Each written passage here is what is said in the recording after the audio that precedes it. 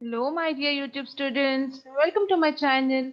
Today in this video, we are going to learn the summary of our class 9 chapter, A Dream of Flight. The explanation of this chapter has already been uploaded and the link of the video will be shared in the description box and in the I button above so that you can directly visit the video and watch the entire explanation and understand it.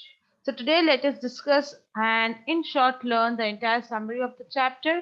So stay tuned till the end. But before that, if you are watching my video for the very first time, do subscribe my channel and hit the like button at the end if you like the video. So let's move ahead. And there's a good news for you all, my dear students, that we have come up with a Scorpio class Hindi channel too. And in this channel, you're going to find the Hindi lessons explanations, question and answer with complete notes, and the video of grammar syllabus of 8, 9, and 10. So to get the link of the Scorpio class Hindi channel, visit the description box and subscribe to the channel and share it with your friends. You will also find the link of this channel in the I button above so that you can directly go to the link and the channel. So with this news, let's move ahead and look about the author of this chapter. So this lesson is written by K.S. Raman.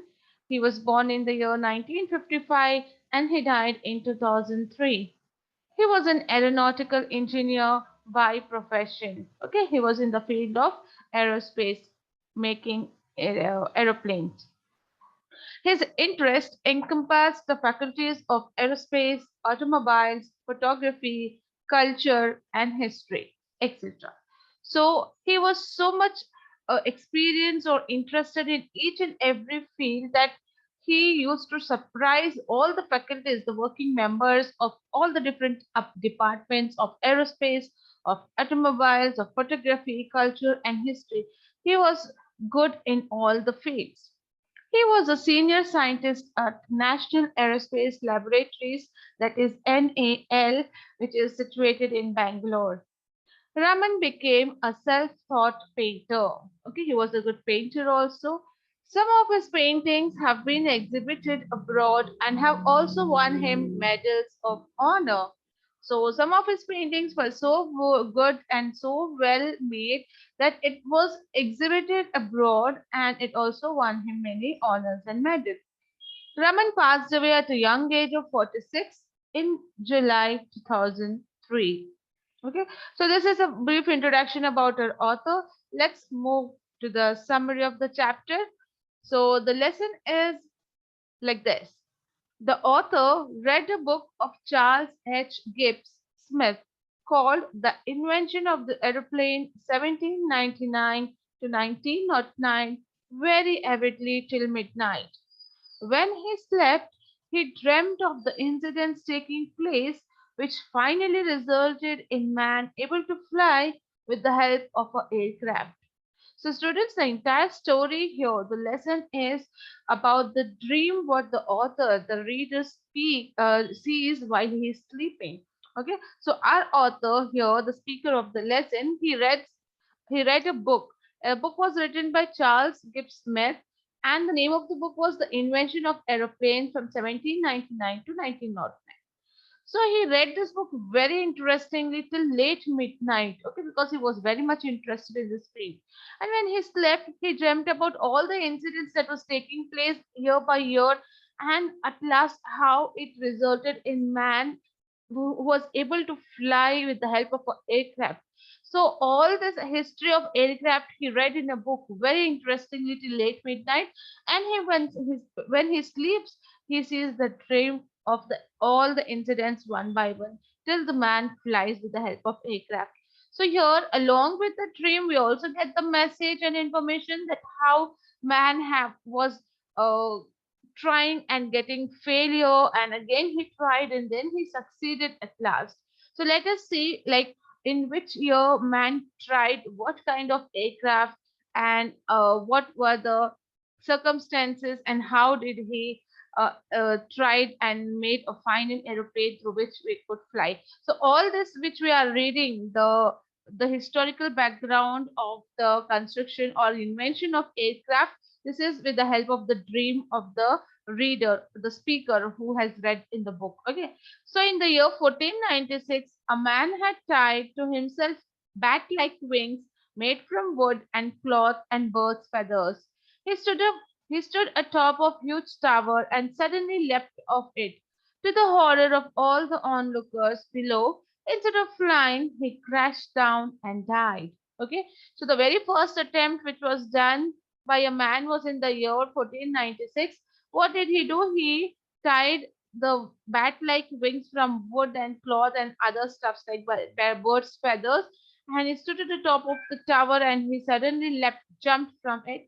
And instead of flying, what it happened? The onlookers who were standing below, to their horror, to their surprise, instead of flying above, this man crashed down and he died. He lost his life. So this was first attempt where it failed. Then in 1783, in the town of Apnone in France, hundreds of people had gathered in the market square to watch a balloon's flight. Okay, there was a balloon kind of flight now. A mammoth balloon decorated with colorful motifs was pumped in hot air and let off. So your mammoth means a very big balloon. It was decorated with colorful things and it was pumped in hot air and it was let off to fly. The crowd watched open mouthed as the balloon started flying upwards and drifted across the sky. And this was a successful one, and this hot air balloon started to fly upwards and it drifted across the sky. The first passengers to travel in it were a sheep, a hen, and a duck. Okay, instead of human, they had placed animals in this basket in this balloon, and they had tried this. So it was a success. Next, in the year 1853, a boat-shaped contraption with wheels at the bottom and having a big wing and four triangular surfaces in the form of a cross at the back supported by a wooden frame was pushed down a hill by Sir George Kelly. So after a bit of more invention, what did they do? They fixed the wheels at the bottom, and the body of the aircraft was like a boat shape, and it had triangular surfaces, and they were crisscross kind of support by the wooden frame which was given, and then it was pushed down by the hill by Sir George Kelly. The vehicle, rolling on its wheel, rushed towards the valley below. As it gathered speed, it started floating in the air and it touched down on the other side of the valley. So, again, after it was pushed, it was rolling on the wheel and it started flying in the air and it touched down the other side of the valley. So, it had a small ride. The first contraption to glide from a hill was done in this year, 1853, and it was a big success. Next, 1891, Otto Lilinthal, he built a craft with wood and fabric. It had two 6-meter long bat-like wings on top of one another with a horizontal and a vertical surface behind with a ring-shaped frame between the wings. Okay, so there was bat-like wings which was 6 meter long made of wood and clothes, and in between there was a ring-shaped frame where a person could hang himself or stick himself so that he can fly along with that. Then he stepped inside the frame between the wings and his arms supporting the wings ran forward. Okay, so this man he stepped inside that ring, that frame, and his arms supporting the wings ran forward. Within a few steps, Lilinthal's craft started floating in the air, thus giving birth to the gliders. Okay, so within few steps, when he walked, the craft started floating in the air, flying in the air, and this was giving birth to the gliders, what we have gliders today. Okay, so this was it. And the next one in the year 1903, a two-winged machine stood on a long wooden rafter at the Kitty Hawk Dunes in North Carolina. So here it was Orville Wright and Wilbur Wright, the Wright brothers, what we speak about. Okay, they had made this craft. A small internal combustion engine turned a pair of two-bladed paddle wheels through long bicycle chains. So there was a combustion engine along with the pedal wheels, like the bicycle chains. This was fixed into this. And when turned on, it surged forward and suddenly lifted and started flying in the air. So when this engine was started, it started moving forward and lifted its front wheels and started flying in the air. So that is how we have aeroplane and flights nowadays, with more of its invention in it. So this is how the year-wise the invention of the aircraft which was done, and this was seen in the dream of the author or the reader which he had read in one of the books. So after this, the speaker had visualized all these historic moments and the path-breaking experiments. He was woken up by a piercing sound of the alarm clock. Okay, so that means author was saying the dream, and in dream he saw all these things, all these innovations and inventions year by year, and how it started. The aircraft started flying in the air. So this was the history of the airplane, a dream of flight. And with this, we come to an end of this lesson summary and also with the end of the video. I hope this video was informative, and if you liked it, do hit the like button and share it with your friends. Stay tuned for more such videos. Thank you.